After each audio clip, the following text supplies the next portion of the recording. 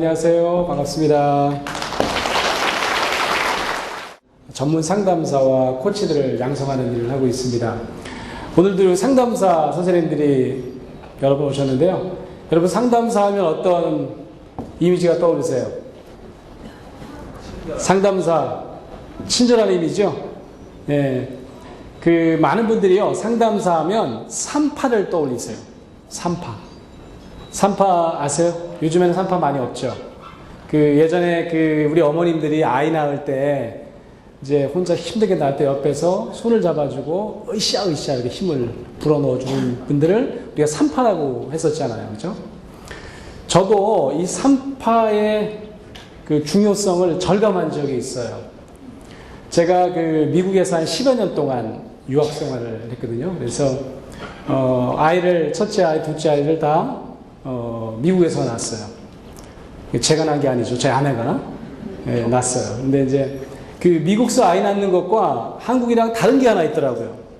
그게 뭐냐면 요즘에는 한국도 남편이 이렇게 분만실에 들어갈 수 있도록 입회를 허락하는데 예전에는 안 그랬잖아요. 절대 못 들어갔잖아요. 그죠? 근데 미국은 필수적으로 들어가야 돼요. 필수적으로 분만실에 남편이 들어가야 됩니다. 들어가서 해야 될 일이 있거든요. 뭘 할까요? 혹시 아세요?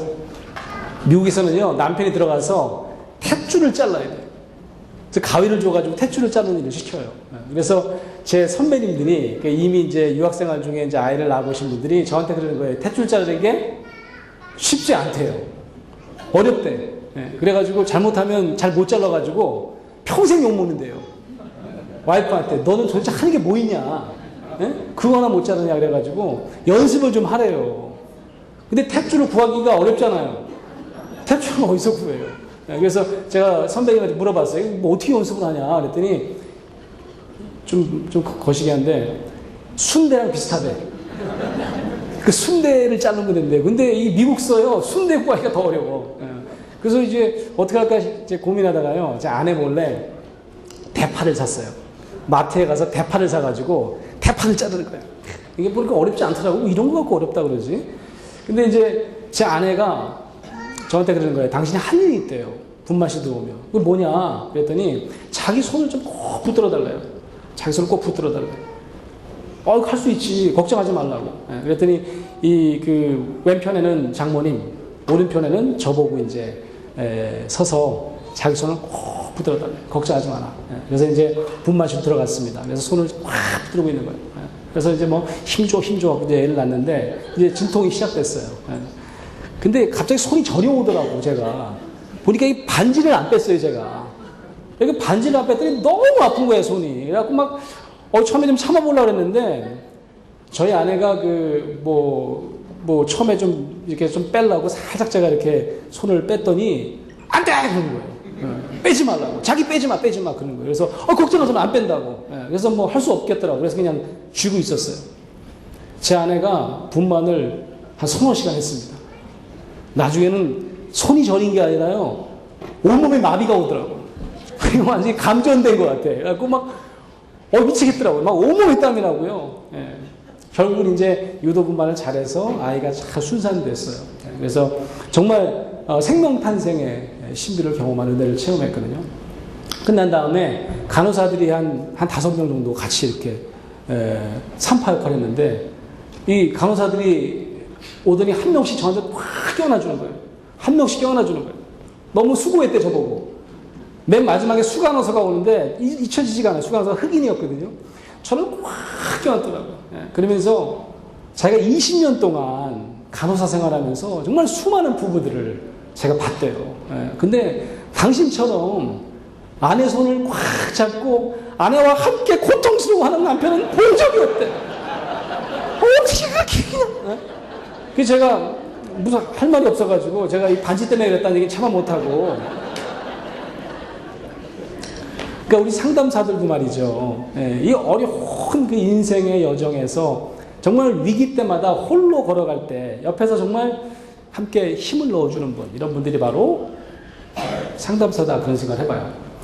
제가 오늘 우리가 힐링 컨서트 월십을 드리고 있는데 그 힐링에 대해서 한번 얘기해 보려고 해요. 힐링이라는 단어 요즘에 굉장히 많이 쓰죠. 뭐 난리도 아니에요. 그죠? 근데 힐링이라는 단어를 보니까 이게 숫자를 제가 보니까 7개예요. 그죠? 여기 장소도요, 우리가 무지개 언덕, 예, 그렇게 이름 붙였어요. 그죠? 그래서 레인보우 힐, 이것도 7가지 색깔이잖아요. 그죠? 그래서 의미가 있는 것 같아요. 오늘은 제가 첫 번째, 그 힐링에 위해서는 7가지 조건이 있을 것 같아요. 7가지가 충족이 돼야 우리가 힐링이 되는데, 첫 번째 조건은 H로 시작해요.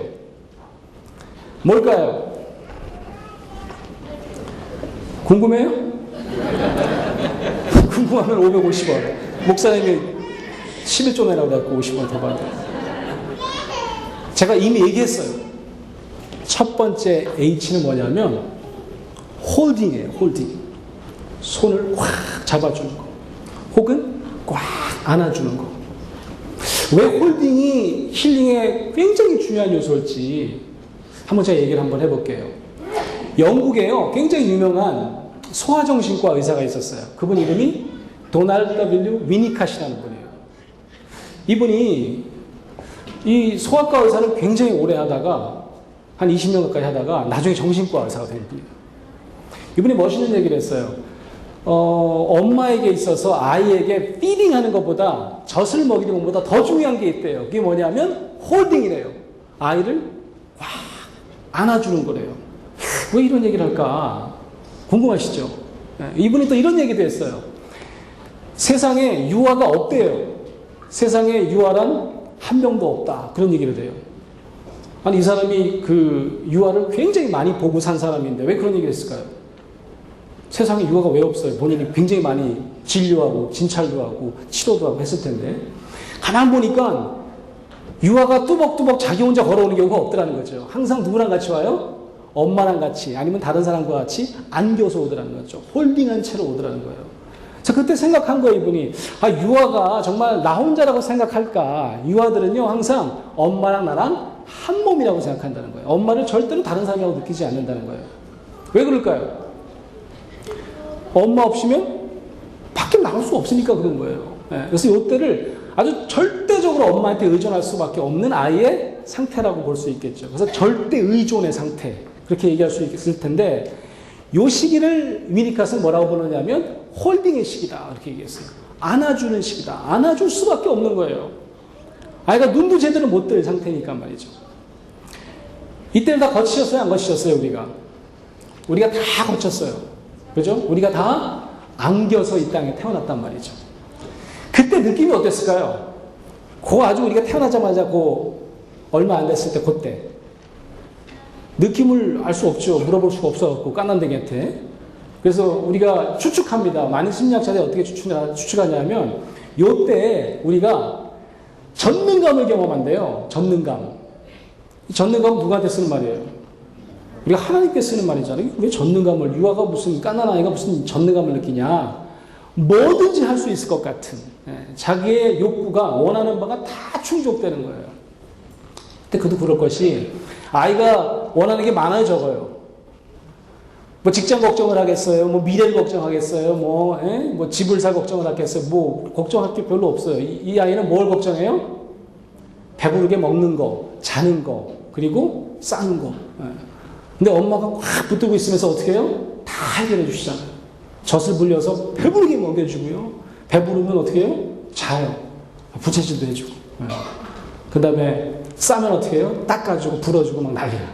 그러니까 뭐 이때는 엄마가 뭐든지 다 충족감을 주기 때문에 아주 엄청난 만족감과 충족감을 가지기 때문에 이때를 전능감을 경험한다, 이렇게 얘기를 해요.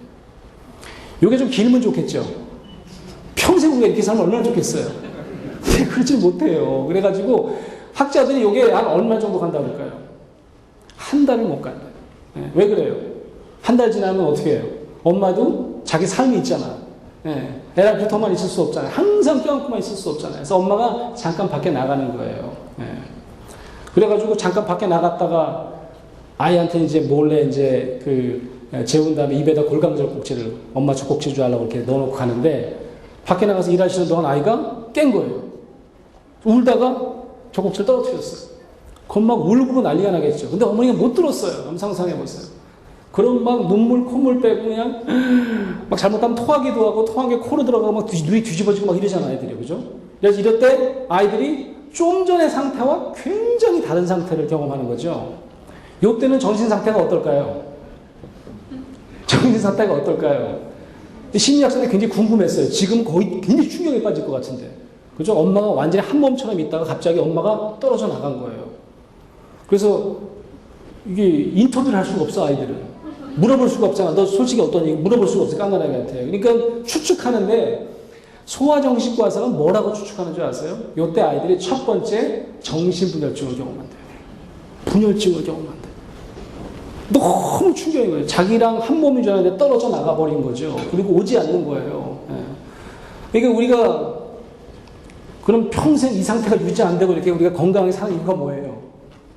엄마가 다시 돌아오기 때문에 그런 거예요. 아이고 내 새끼 미안해 미안해서 제일 먼저 하는 게 홀딩인 거죠. 다시 안아주는 거예요. 그런 다음에 제일 먼저 뭘 할까요? 젖을 물리겠죠. 그럼 아이가 어떻게 할까요? 젖을 무는데 예상치 않는 행동을 해요. 그게 뭘까요? 확 깨물어. 기억나세요? 아이가 그 유두 부분을 확 깨물어요. 난 우리 애만 깨무는 줄 알고 굉장히 고민 많이 했어요. 우리 애가 성격이 좀 이상한 줄 알고. 그래서 제가 이렇게 문헌을 찾아보니까 아니더라고. 이 아까 얘기한 그 위니카시 뭐라고 그랬냐면 이때 확 깨무는 게 이빨을 가진 아이의 사랑의 표현이다. 그렇게 얘기했어요. 이게 전 세계적으로 다 깨물더라고, 애들이니까. 저희 애만 깨무는 게 아니더라고. 확 깨물어요. 그때 엄마 역할이 굉장히 중요해요. 엄마가 더 꽉 껴안아요. 이런 엄마 있어요? 이게 어딱 깨물고 아파 죽겠는데. 절로 가, 이씨. 이런 엄마가 있어요, 없어요? 없어요. 오히려 더 꽉 껴안으면서, 아우, 미안해, 미안해. 아우, 내 새끼 배고팠구나. 그래서 이 꽉 껴안기는 중에 뭘 경험하냐면 다시 엄마한테 받아들여지는 거예요. 받아들여지는 경험을 하는 거예요. 내가 공격했음에도 불구하고 보복하지 않고 엄마가 받아들여주는 거예요.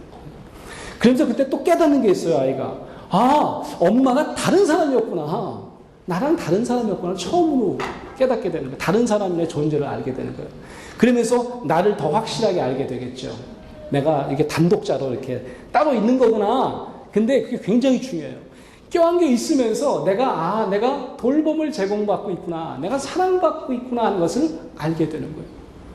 그러니까 이때 아이에게 이 홀딩의 역할이 굉장히 중요하다. 그런 말씀입니다. 여러분, 한번 정리해 볼게요. 이 홀딩의 역할이요. 두 가지가 있다고요. 첫 번째가 뭐냐면, 받아들여지는 경험을 하는 거예요. 받아들여지는. 이거를 심리학에서 수용감이라고 해요. 실제로 뭐 내가 좀 이렇게 못된 짓을 해도 내가 받아들여지는 용서받는 경험이죠. 이게 굉장히 중요합니다. 두 번째로는요, 내가 다른 사람과 내가 참 다르구나라는 걸 처음 알게 되는데 이때 충격받지 않고 내가 받아들여지고 내가 내 자신의 모습 그대로로도 내가 살 수 있겠다는 자신감을 얻는 거예요. 이것도 굉장히 중요합니다.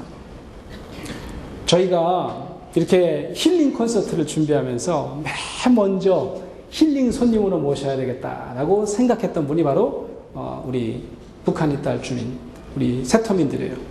왜냐하면 여러분 다 성인이시지만 이 땅에 처음 오시면서 어쩌면 마치 어린아이와 같이 미숙함을 경험하실 때가 굉장히 많이 있으실 거예요. 그래서 굉장히 뭐 나라에서는 뭐 정착을 지원하려고 애를 참 많이 씁니다. 근데 2009년에 제가 통일부에 연구과제를 하나 한 적이 있어요. 우리 북한 이탈 주민을 위해서 우리 여러 민간단체들이 뭐 보조금을 받아서 여러 가지 프로그램들을 많이 했습니다. 근데 프로그램을 하기만 하면 뭐예요? 그 경험하시는 우리 탈북민들이 어떤 경험하고 있는지 만족도 조사라는 걸 한 번도 한 적이 없는 거예요. 저희가 처음으로 그런 연구를 한 적이 있어요. 봤더니 많은 프로그램 중에서 굉장히 많은 프로그램이 상담 관련 프로그램이었어요. 심리적으로 내가 받아들여지는 경험을 너무너무 하고 싶어서 상담 프로그램을 많이 제공하게 되는데 아쉽게도 만족도는 제일 떨어지는 거예요. 그래서 그때부터 2009년부터 우리가 통일부에서 북한 이탈 주민을 위한 전문 상담사 제도를 둬서 현재 한 100여 분 정도가 열심히 활동하고 계세요.